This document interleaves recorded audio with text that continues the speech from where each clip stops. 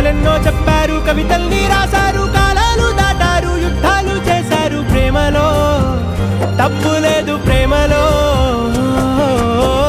వేల వేల వెన్నెలంత మీద వాలి వెలుగునంత మోయమంటే నేను ఎంత రే.